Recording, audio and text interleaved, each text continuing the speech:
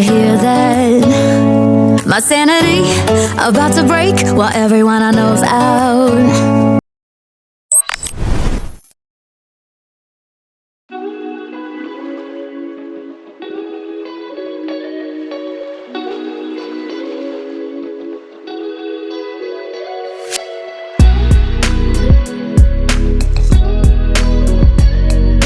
Hello all, welcome back to my channel puris tiny world. So నేను నా earlier బ్లాగ్లో చెప్పినట్లే అయోధ్యలోని హోటల్కి రీచ్ అయిపోయామన్నమాట.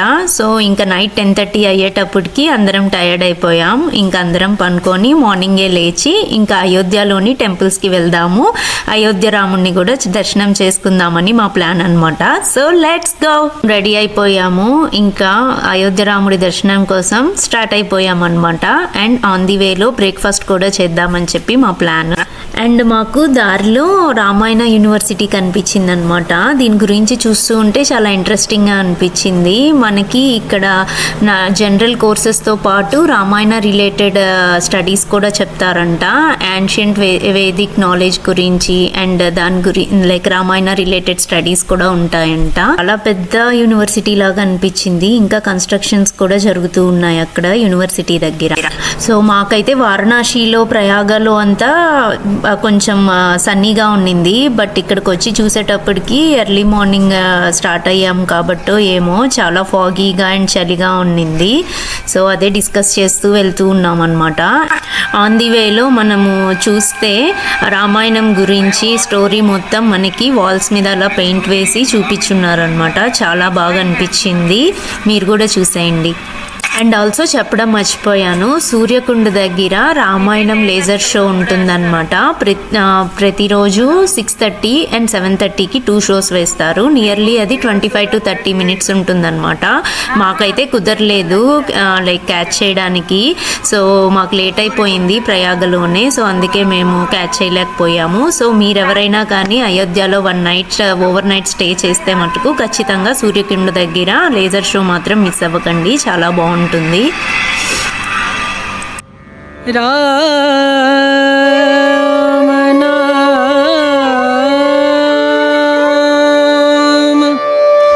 भजले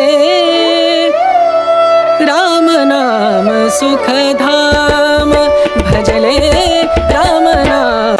అండ్ ఈ గుండు ఫెలోని మాతో ఎక్కించేసుకున్నాం అనమాట మా ఆటోలో. సో చక్కగా కూర్చొని ఉన్నాడు ఎంజాయ్ చేస్తూ వ్యూని. అండ్ మేము ఇంకా బ్రేక్ఫాస్ట్ చేద్దాము అని చెప్పి ఇక్కడ సౌత్ ఇండియన్ హోటల్ ఒకటి ఉందంట. సో అక్కడికి తీసుకొని వెళ్తానన్నాడు గైడ్. సో ఇంకా అక్కడికి స్టార్ట్ అయిపోయాం. సో మాకైతే ఫుడ్ చాలా బాగా నచ్చింది. మెయిన్ ఇది ఆంధ్ర రెస్టారెంట్ అవ్వడం వల్ల 3-4 days నుంచి కొంచెం స్పైసెస్ తక్కువ తిని ఒక్కసారిగా స్పైస్ తినేసరికి చాలా మంచిగా అనిపించింది. మనకి హాట్గా చేసి పెడుతున్నారు. అండ్ ఇది తెలుగు వాళ్ళదే అనమాట. ఎవరైనా అయోధ్యకి వస్తే ఈ రెస్టారెంట్ మాత్రం ఖచ్చితంగా ట్రై చేయండి, చాలా బాగుంది. బట్ ఓన్లీ లిమిటెడ్ ఆప్షన్సే ఉంటాయి. సో మేము వెళ్ళినప్పుడు ఇడ్లీ వడానే ఉంది, చట్నీ అండ్ అల్లం చట్నీ ఒకటి పెట్టారు, సాంబార్ ఉందన్నమాట. టేస్ట్ అయితే బాగుంది. అండ్ ఇంకా కార్తికేయ చూస్తే ఫుల్ డెవోషనల్ మూడ్లో ఉన్నాడు. ఏ టేబుల్ని చూసినా ఏ దేవుడి బొమ్మని చూసినా దండం పెట్టుకోవడమే సరిపోతుంది. చూడండి, దండం పెట్టుకో. సో మా బ్రేక్ఫాస్ట్ అయితే అయిపోయింది, ఫుల్గా కుమ్మేసి ఇంకా మేము ట్రావెల్ గైడ్ని పెట్టుకున్నాం అనమాట. అయోధ్యలో మనకి ఎక్స్ప్లోర్ చేసే టైం ఏం లేదు మాకు. 12:30 కల్లా ఫ్లైట్ ఉంది. సో మేము 11 o'clock వరకు టైం ఉంది. సో ఆ లోపల ఎన్ని ప్లేసెస్ వీలైతే అన్ని ఇంపార్టెంట్ ప్లేసెస్ చూపిమని అడిగాము. సో ఇంకా ట్రావెల్ గైడ్ మాకు సరియూ రివర్ దగ్గరికి తీసుకొని వచ్చాడు అనమాట. చాలా స్టెప్స్ ఉండడం వల్ల మా మామయ్య అండ్ నాన్నని పైనే ఉంచేసి మేము కిందకి వెళ్ళామన్నమాట. అండ్ గైడ్ ఎక్స్ప్లెయిన్ చేస్తూ ఉన్నాడు, ఇక్కడ అయోధ్యలో ఉన్న ఇంపార్టెంట్ ప్లేసెస్లో సరియూ రివర్ అనేది చాలా ఇంపార్టెంట్ అంట. సో ఇక్కడికి మార్నింగే వచ్చి స్నానం చేసి గోపూజ గోదానం చేస్తే చాలా మంచిది అని చెప్పి చెప్తున్నాడు. అండ్ ఎక్కడైనా ఫ్రెండ్స్ మనకి గోపూజ గోదానం చేస్తే చాలా మంచిది కదా, కాకపోతే అయోధ్యలో ఈ సరియూ రివర్ దగ్గర స్నానం చేసి గోపూజ చేస్తే ఇంకా మంచిది అంటున్నాడు. ఎందుకనంటే రామాయణంలో కూడా ఉందంట, లైక్ రాముడు గోపూజ గోదానం ఈ ప్లేస్లో చేసినట్లుగా రిఫరెన్సెస్ ఉన్నాయని ఎక్స్ప్లెయిన్ చేస్తూ ఉన్నాడు. राम सीता जनकपुर से कल्याणम करके अयोध्या में फर्स्ट बार आए फर्स्ट बार आने के बाद रिवर को स्नानम किया, स्नानम करने के बाद गौ माता का पूजनम किया, और पूजनम होने के बाद पट्टाभिषेकम को राज्याभिषेकम। అండ్ ఆల్సో మాకు టైం అంతగా లేదనమాట.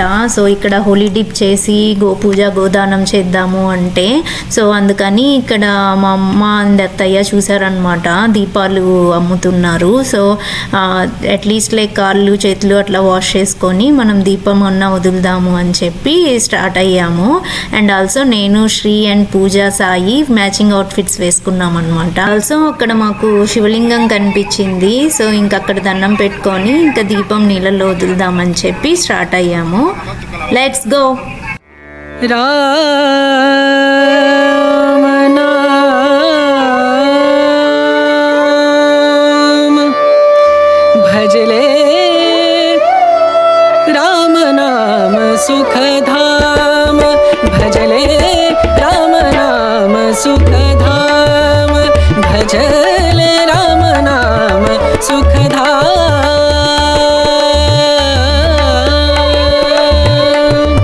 तेरा पूरन हो सब काम, तेरा पूरन हो सब काम भजले, राम नाम सुख धाम भजले, राम नाम सुख धाम।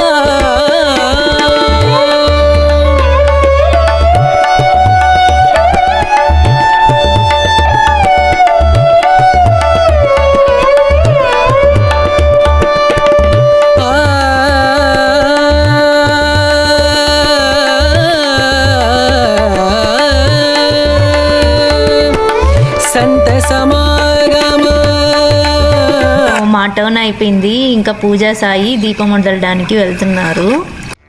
राम नाम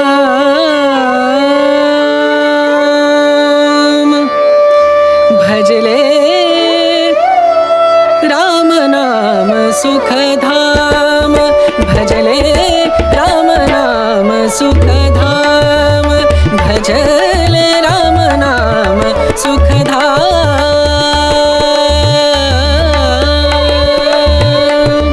तेरा पूरन हो सब काम, तेरा पूरन हो सब काम भजले, राम नाम सुख धाम भजले, राम नाम सुख धाम।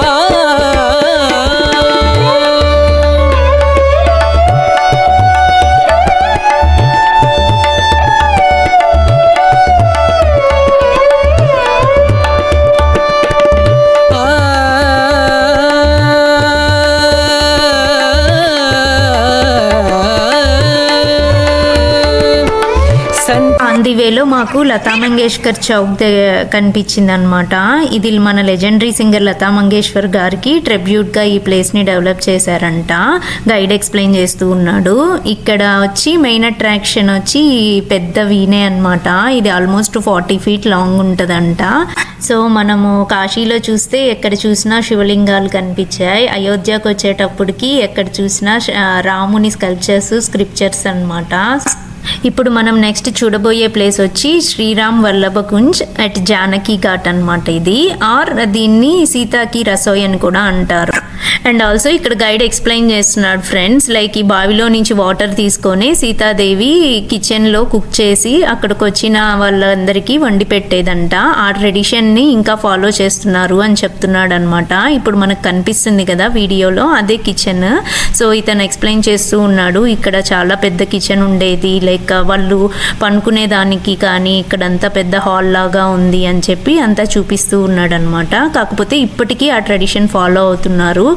ఇక్కడ వచ్చిన భక్తులందరికీ వాళ్ళు అన్నదానం లాగా అక్కడ వండి పెడుతూ ఉన్నారనమాట. అండ్ మన నెక్స్ట్ ఫైనల్ డెస్టినేషన్ వచ్చి అయోధ్యలో శ్రీరాముని మందిరం అనమాట. So let's go. राम नाम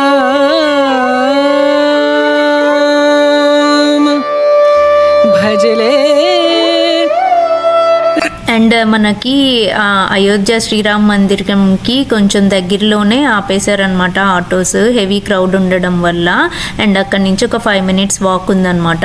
అండ్ మేము వీల్ చైర్స్ తీసుకోవాలనుకుంటున్నాము పెద్దవాళ్ళకి. సో వాళ్ళతో పాటు ఒక పర్సన్ని పంపిస్తారంట లోపలికి. సో ఇంకా మేము 4 వీల్ చైర్స్ తీసుకున్నాము. హోప్ఫుల్లీ ఫాస్ట్గా దర్శనం అయిపోయి మేము ఎయిర్పోర్ట్కి చేరుకుంటాం అనుకుంటున్నాము. సో క్రౌడ్ చూస్తే కొంచెం డౌట్గా ఉంది. అండ్ ఆల్సో ఇది టెంపుల్ అవుట్ సైడ్ అనమాట. చూసారా క్రౌడ్ ఎంత ఉందో.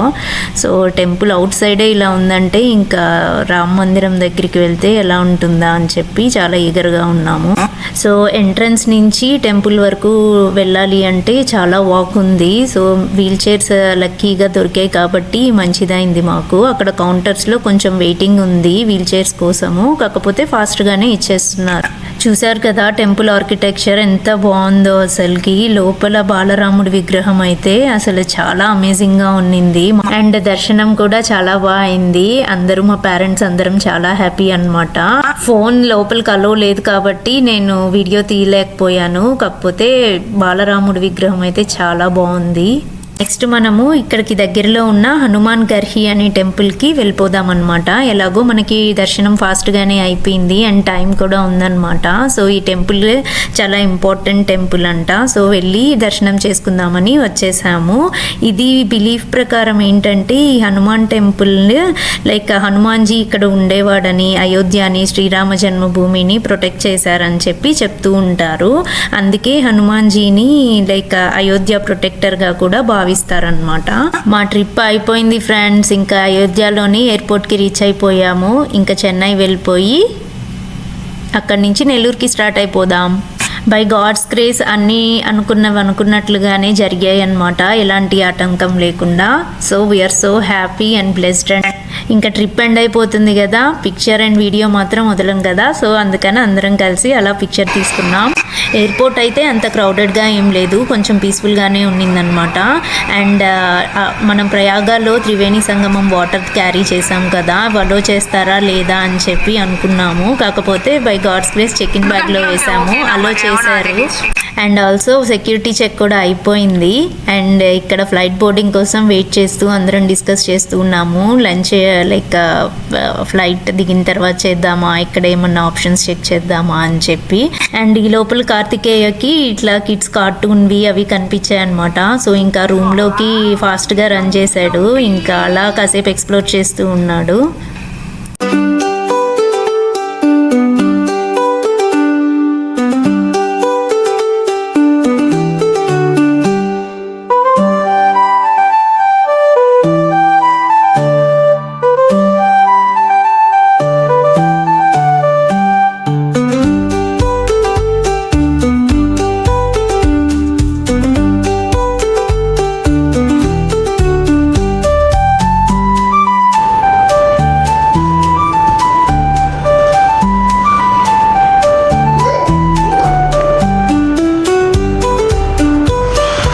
బోర్డింగ్ స్టార్ట్ అయిపోయింది friends. So we are getting into the flight. And also ఒకటి చెప్పడం మర్చిపోయా, మాకు డైరెక్ట్ ఫ్లైట్ చెన్నైకి దొరకలేదు. సో అందుకని from Ayodhya to Bengaluru and from Bengaluru to Chennai అనమాట.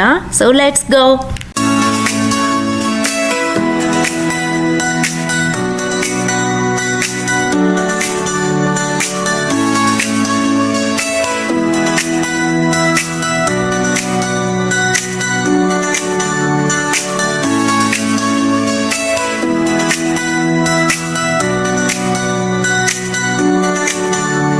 బెంగళూరు రీచ్ అయిపోయి ఇంకా ఎయిర్పోర్ట్లో కొంచెం స్నాక్స్ అండ్ టీ అలాగా తాగేటప్పటికి ఇంకా నెక్స్ట్ ఫ్లైట్ బోర్డింగ్ స్టార్ట్ అయిపోయింది. Let's go.